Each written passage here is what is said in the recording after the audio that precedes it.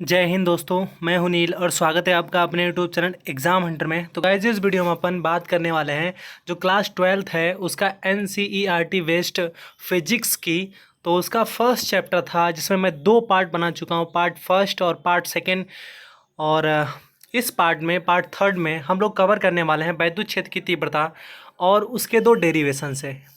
तो वैद्युत द्विध्रुव के कारण अच्छी स्थिति में वैद्युत क्षेत्र की तीव्रता और वैद्युत द्विध्रुव के कारण निरक्षी स्थिति में वैद्युत क्षेत्र की तीव्रता। और हम बात करेंगे वैद्युत क्षेत्र की तीव्रता क्या होती है। तो तब सबसे पहले अगर आप इस चैनल पे नए हैं तो चैनल सब्सक्राइब करना ना भूलें और पास में बेल आइकन को ज़रूर दबा दें, जिससे कि हमारे नोटिफिकेशन आपके पास पहुंचते रहें और जैसे ही वीडियो डालें वैसे आप देख सकें। तो चलिए गाइस बिना देरी के वीडियो स्टार्ट करते हैं। तो जान लेते हैं वैद्युत क्षेत्र की तीव्रता से जानने से पहले हम थोड़ा रिवाइज करेंगे।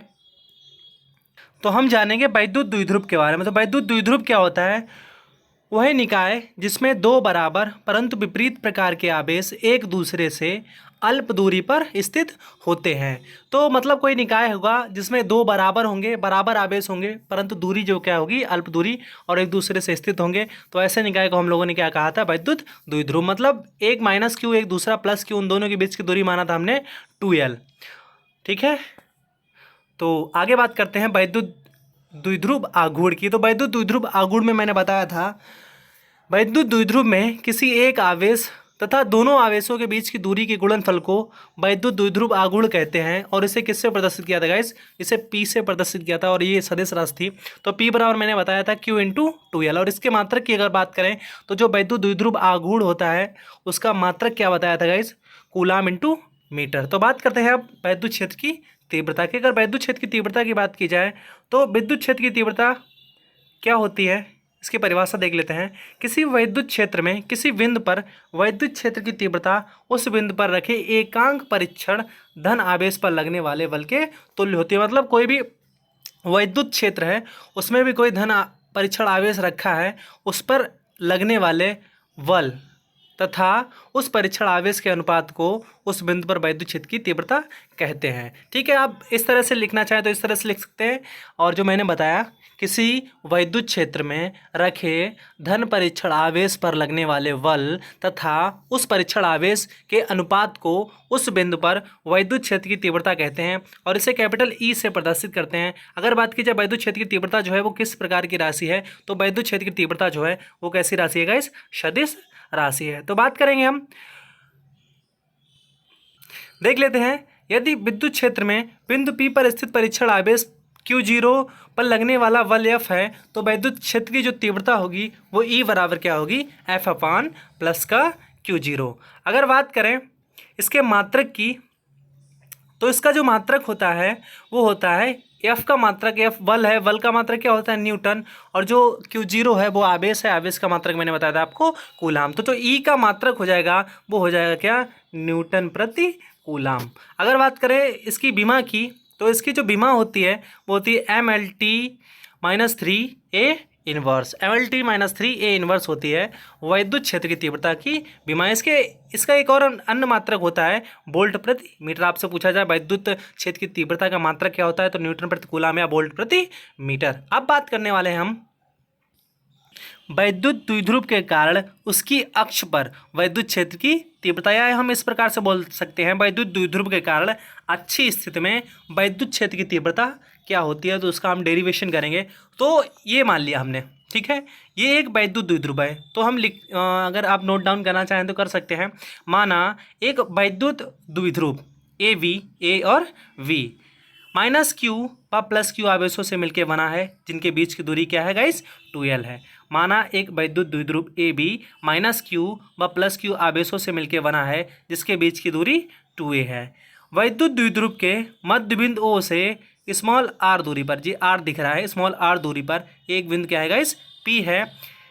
इस बिंदु पर मतलब जो P बिंदु है उस पर हमें वैद्युत क्षेत्र की तीव्रता ज्ञात करनी है। जैसा कि पिछले वीडियो में अपन बात कर चुके हैं वैद्युत क्षेत्र की तीव्रता के बारे में, तो उसमें हमने सूत्र बताया था F का मान होता है 1/4πε0। यहाँ पे Q0 मान लेंगे, Q0 अपन R²। और Q0 से Q0 यहाँ पे कट जाएगा तो जो वैद्युत क्षेत्र की तीव्रता है इसका मान आ जाएगा 1/4πε0 Q/R²। ठीक है, हमें ये सूत्र है जो है वो याद रखना है। ई बराबर 1/4πε0 Q/r²। इसी से जो डेरिवेशन है वो आगे सॉल्व होगा। आर जो है वो बिंदु से दूरी है, तो ओ की जो बिंदु पी से दूरी है वो क्या हो जाएगी, ओ से पी तक की दूरी है वो आर दी गई है। अगर माइनस क्यू आवेश के लिए लेंगे तो माइनस क्यू आर यहाँ तक है, ये दूरी जो है ए है, तो माइनस क्यू आवेश के लिए जो दूरी हो जाएगी बिंदु पी से, ए से पी की दूरी जो हो जाएगी वो हो जाएगी गाइस आर प्लस ए। इसके बाद अगर बात करें माइनस क्यू की हो जाएगी आर प्लस ए। इसके बाद बिंदु वी की पी से दूरी जो हो जाएगी ये पूरी आर है और यहाँ पे ए है, तो ये जो दूरी बचेगी बी पी, तो बी पी कैसे निकालेंगे हम, जो है ओ पी से घटा देंगे क्या ओ बी को, तो निकलेगी आर माइनस ए। तो हम निकाल लेते हैं प्लस क्यू आवेश के कारण बिंदु पी पर उत्पन्न वैद्युत क्षेत्र की तीव्रता। जो प्लस क्यू है वो किस पे है, बिंदु बी पर है, तो इसे E1 लिखेंगे, तो E1 बराबर 1/4πε0 Q/r² था। तो क्यू की जो दूरी है आर की जगह वो क्या है आर माइनस ए, कितना है गाइस आर माइनस ए, तो आर माइनस ए यहाँ पे हो जाएगा E1 बराबर 1/4πε0 Q/r - a का होल स्क्वायर। ठीक है। इसके बाद माइनस क्यू की अगर दूरी देखें तो यहाँ पे मैंने अभी बताया था आर ये हो गई ए हो गई, तो आर प्लस ए हो गई, तो माइनस क्यू आवेश के कारण क्या हो जाएगा E2 बराबर 1/4πε0 Q/r+a का होल स्क्वायर।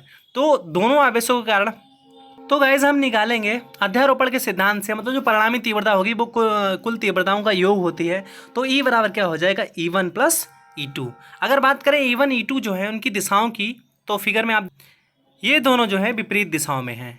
E1 जो है माइनस क्यू के कारण है, सॉरी E2 जो है माइनस क्यू के कारण है, और जो E1 है वो प्लस क्यू के कारण है। EV इधर है और EA इधर है, तो गाइज इन दोनों की दिशाएं जो है कैसी हैं, एक दूसरे से विपरीत हैं। और जो E1 का मान है वो E2 से कैसा है बड़ा, तो E बराबर क्या हो जाएगा E1 माइनस E2। ठीक है। अब टोटल करेंगे यहाँ पे दोनों के मान रख के, तो गाइज देख लीजिए दोनों में ही Q/4πε0 Q/4πε0, तो दोनों में से हम Q/4πε0 को कॉमन कर लेंगे, तो Q/4πε0 बाहर निकल आएगा, तो 1/r - a का होल स्क्वायर और माइनस 1/r+a का होल स्क्वायर। इस तरह से हमारा बच जाएगा, ये देख लीजिए। इसके बाद क्या करेंगे हम एलसीएम लेंगे, तो r - a का होल स्क्वायर इंटू r+a का होल स्क्वायर जो एलसीएम हो गया, इसका या तो कैंची का गुणा कर लीजिए, तो कैंची का गुणा हो गया इसमें। इसके बाद क्या करेंगे, ऊपर जो फॉर्मूला बन रहा है a² माइनस v², मतलब एक बार जुड़ेगा एक बार घटेगा। जब जुड़ेगा तो क्या होगा, कट जाएगा, और हमारा जब कैलकुलेशन करेंगे तो कट फिट के हमारा क्या आएगा 4 टाइम्स AR। अगर नीचे की बात की जाए तो r माइनस ए है, ये r+a है, a प्लस वी और a माइनस वी क्या होता है a² माइनस v², तो यहाँ पे क्या हो जाएगा r² माइनस a², ऊपर क्या आएगा 4AR।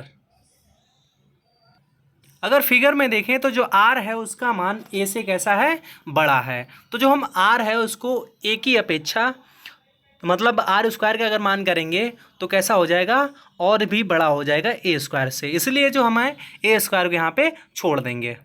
फिर इस तरह से बोल सकते हैं जो a² है उसको नगण्य मान लेंगे, तो नगण्य मानने के बाद जो बचेगा E बराबर 1/4πε0, ऊपर जो Q था वो और 2a में गुणा हो जाएगा, Q इंटू 2a बन जाएगा P, तो ये हो जाएगा E बराबर 1/4πε0 2PR/r² माइनस a² का होल स्क्वायर हो गया। तो ये क्या आ जाएगा, यहाँ पे थोड़ा सा समझ लीजिए, ये जो है 4AR है, तो इसमें से क्या किया हमने Q इंटू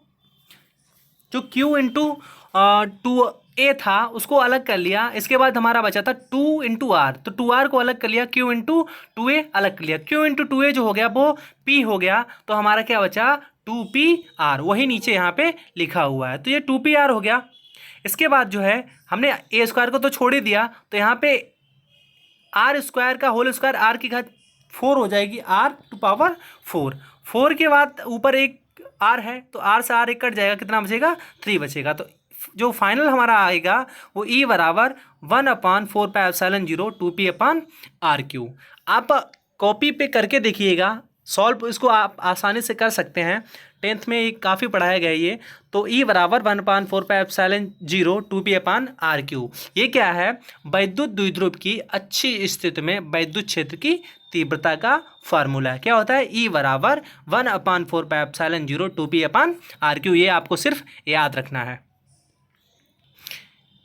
इसके बाद गाइस हम बात करते हैं वैद्युत द्विध्रुव के कारण इसकी निरक्ष रेखा पर वैद्युत क्षेत्र की तीव्रता। तो यानी कि वैद्युत द्विध्रुव के कारण निरक्षीय स्थिति में वैद्युत क्षेत्र की तीव्रता का फॉर्मूला क्या होता है। तो क्या करेंगे, इस तरह से आप आराम से फिगर बना लीजिए वीडियो को रोक कर, और फिगर बनाने के बाद स्क्रीनशॉट भी लेके आप फिगर बना सकते हैं। फिगर बनाने के बाद आप परिभाषा किस तरह से लिखेंगे इसकी, तो वो मैं बता देता हूँ। माना एक द्विध्रुव आघूर्ण ए बिंदु पर -q आवेश रखा है, मतलब कोई द्विध्रुव आघूर्ण है जिसके बिंदु ए पर -q आवेश रखा है तथा बिंदु बी पर +q आवेश रखा है। मतलब जो बिंदु ए है उस पर -q तथा बिंदु बी पर क्या रखा है, बिंदु बी पर क्या रखा है, +q आवेश रखा है। फिगर में आप देख सकते हैं, फिगर दिखा देता हूँ। जो बिंदु ए है उस पर कौन सा आवेश है, +q, और जो बिंदु बी है उस पर कौन सा आवेश है, -q। इसके बाद अगर बात करें दोनों आवेशों के मध्य की दूरी क्या है, 2a, वो तो होगी क्योंकि द्विध्रुव है। द्विध्रुव आघूर्ण के केंद्र O से कितनी, केंद्र O से, जो द्विध्रुव आघूर्ण है उसके केंद्र O से r दूरी पर, ये जो दूरी है ऊपर की r दूरी पर एक बिंदु, ये जो है यहाँ पे P है, इस पर क्या करना है, हमें वैद्युत क्षेत्र की तीव्रता ज्ञात करनी है। OP जो दूरी है वो कितनी है, r है, और बिंदु P पर ही हमें क्या करना है, वैद्युत क्षेत्र की तीव्रता ज्ञात करनी है। इसके लिए क्या होगा, बिंदु P से दोनों आवेशों की दूरी समान होगी और यह दूरी √r² + a² के बराबर होगी। अगर आप पाइथागोरस प्रमेय पढ़े हैं तो पाइथागोरस प्रमेय समकोण त्रिभुज बना हुआ है, ये यही लगा हुआ है इसमें।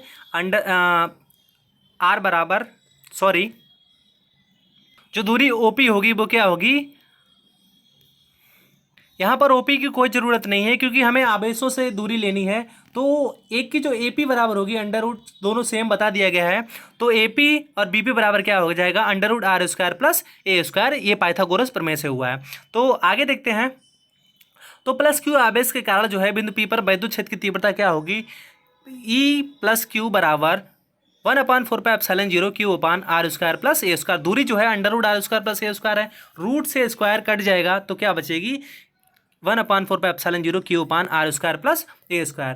और इसकी दिशा जो होगी BP की दिशा में होगी, ठीक है। इसके बाद -q, अगर आवेश की बात करें, -q आवेश का कारण क्या होगी, सेम टू सेम यही होगी, सिर्फ इसमें क्या लग जाएगा, माइनस का चिन्ह आ जाएगा क्योंकि जो आवेश है उसका मान क्या है, माइनस है। तो E - q बराबर -1/4πε0 q/r² + a², और इसकी जो दिशा होगी वो PA के अनुदिश होगी। इसके बाद अगर बात करें तो जो तीव्रताएं हैं वो दोनों बराबर होंगी, लेकिन उनका जो चिन्ह अलग होने के कारण जो दिशाएं हैं वो अलग अलग हैं। अतः जो इनके घटक लेंगे, क्या लेंगे हम, घटक लेंगे। तो E + q तथा E - q के दो प्रकार के घटक बनते हैं। एक घटक बनता है अच्छी रेखा के लंबवत और दूसरा घटक अच्छी रेखा के अनुदिश। तो अच्छी रेखा के लंबवत बने घटक है जो हैं वो E + q sin थीटा व E - q sin थीटा है। मतलब जो लंबवत बनेंगे वो sin थीटा इन्वॉल्व होगा और जो अनुदिश होंगे वो उसमें क्या होगा गाइस, cos थीटा होगा। तो अगर बात करें फिगर की, तो फिगर से क्लेरिफाई कर लेते हैं। यहाँ पे जो sin थीटा है वो कहाँ पे होगा, E2 के पास में होगा। तो E1 sin थीटा और ये हो गया यहाँ पे E2 sin थीटा। तो देख लीजिएगा जो दोनों की दिशाएं हैं कैसी हैं, विपरीत हैं। अगर विपरीत में टोटल करेंगे तो जो साइन है, मतलब जो चिन्ह है वो कैसा आएगा, ऋणात्मक आएगा। तो साइन थीटा वाला जो है वो लंबवत घटक दोनों कट जाएंगे। ये देखिए एक ही दिशा में है तो दोनों को क्या किया जाएगा, दोनों जुड़ जाएंगे।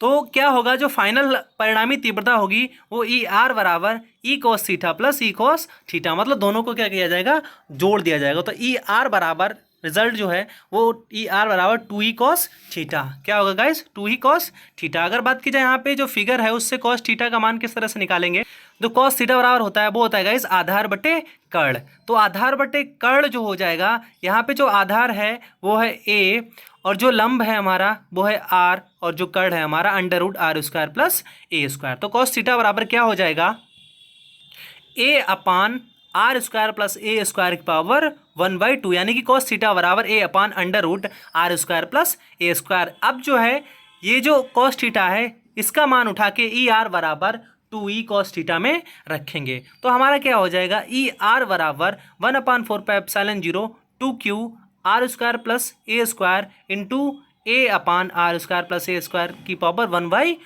तो 2qa जो है q इंटू 2a से क्या हो गया, वैद्युत द्विध्रुव आघूर्ण यानी कि p हो गया।